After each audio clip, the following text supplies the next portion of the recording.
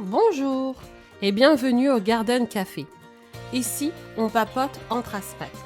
Je me présente, je m'appelle Honorine et aujourd'hui on va parler de la gentillesse. Faut-il tout accepter pour pouvoir montrer à quel point nous sommes une personne gentille auprès des parents employeurs? Je vais vous faire une petite confidence. J'ai une adolescente à la maison qui va bientôt avoir 18 ans. C'est ma plus grande. Et lorsque l'on parle des rapports humains, des rapports avec ses amis, avec les gens qui nous côtoient, je lui dis souvent cette phrase. Ne cherche pas à être aimé, mais cherche à être respecté. Certaines vont peut-être me dire, mais t'es méchante, Honorine, comment ça? Tu nous demandes de choisir entre le respect et l'amour? Alors, je vais vous donner un exemple. Si demain je devais rencontrer le président de la République, Emmanuel Macron, je voudrais le respecter. Je ne chercherai pas à être aimé. C'est-à-dire que je ne me permettrai pas de le tutoyer, de le taper dans l'épaule, de lui faire des blagues sans queue ni tête, enfin, comme avec des potes. Je chercherai à le respecter, donc à le vouvoyer, à garder une bonne entente, un bon sourire. Bien sûr, si j'ai des recommandations ou des choses à lui dire, je lui ferai. Je le lui dirai, mais pas comme si c'était un ami. Je chercherai à le respecter. Et j'attendrai exactement la même chose venant de lui. Le respect. Il n'a pas à me tutoyer, je suis pas sa pote. Il n'a pas à me regarder de haut. Alors pourquoi moi je différencie le respect et l'amour? On entend souvent, malheureusement autour de nous, ou dans des émissions, je l'aime, mais je ne peux pas m'empêcher de le tromper. Je l'aime, mais je ne peux pas m'empêcher de l'insulter. Est-ce que cette phrase a un sens? Pour beaucoup de personnes, oui, malheureusement. Mais écoutez bien cette phrase. Je la respecte, donc je l'insulte. Vous voyez la nuance ou pas? En tout cas, moi, je la vois. La notion d'aimer est tellement floue parce que ça n'impose pas d'acte. C'est une notion abstraite. Je dirais même un peu plus spirituelle. Mais le respect nous impose à agir dans le bon sens. Le respect nous impose à respecter l'autre pour son individualité, pour son statut. C'est la même chose de notre côté. Je conseillerais de chercher à être respecté. Parce que quand on cherche à être aimé, on peut accepter les retards. Oui, mais tu comprends, la maman, elle peut pas venir avant, le papa non plus. Tous les jours de la semaine, hein.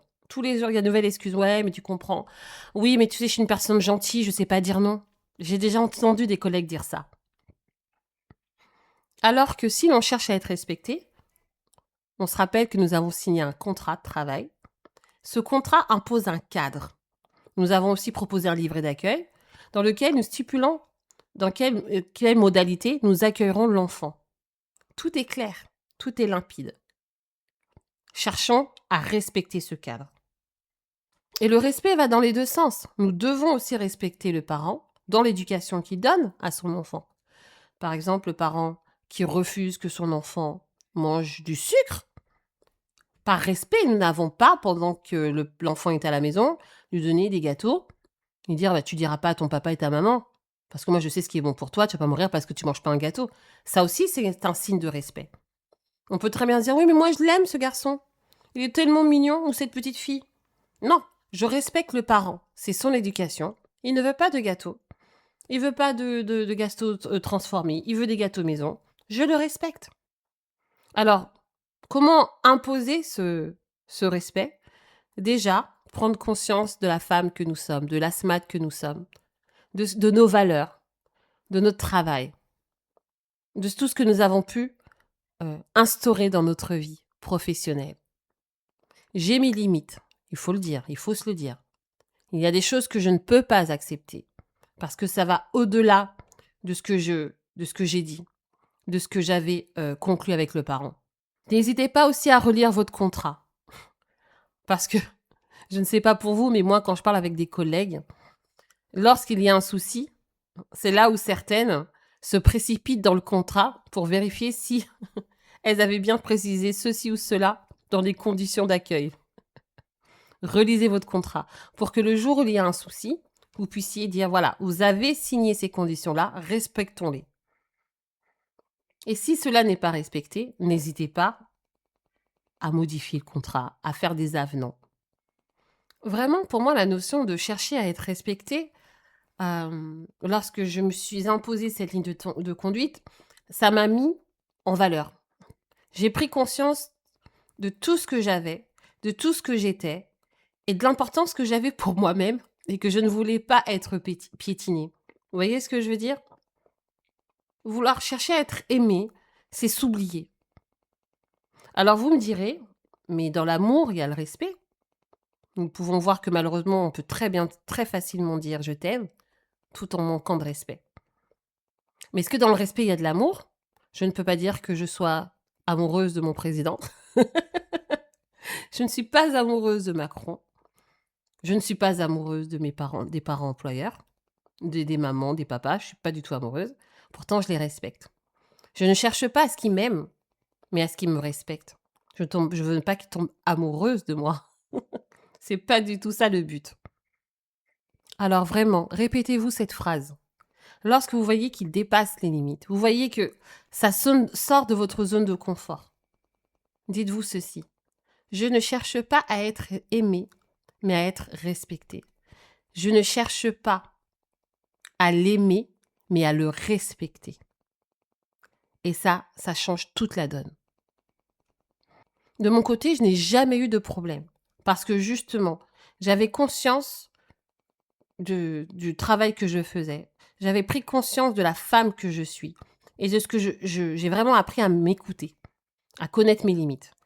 Et dès que je voyais que ça débordait trop, bien sûr qu'après, aussi, ça m'est déjà arrivé d'accepter des choses qui n'étaient pas signées, mais c'était ponctuel. Mais quand je voyais que c'était trop répétitif, je n'hésitais pas à me dire, à dire aux parents, c'est bon, ça va trop loin. Mais pourquoi? Mais parce que je connaissais mon contrat, je savais ce que j'avais dit, je savais ce qu'il y avait écrit dans mon livret d'accueil. C'est vraiment ce que j'avais envie de vous partager aujourd'hui. Dans chacune des situations que vous traversez, cherchez à être respecté. Ne cherchez pas à être aimé. Cherchez à mettre en valeur vos limites. Ne cherchez pas à vouloir être accepté à tout prix. Merci d'avoir partagé cette pause avec moi. On peut continuer à discuter ensemble dans le coin ressources de Garden. Garden, le lien est en bio, c'est un site communautaire pour les asthmates. Sur ce site, vous pourrez rechercher des asthmates, que ce soit près de chez vous ou dans l'autre bout de la France, pour pouvoir échanger, discuter, revoir notre manière de travailler ou bien tout simplement vouloir échanger, se confier, sans être jugé. Prenez soin de vous et à très bientôt dans notre Garden Garden.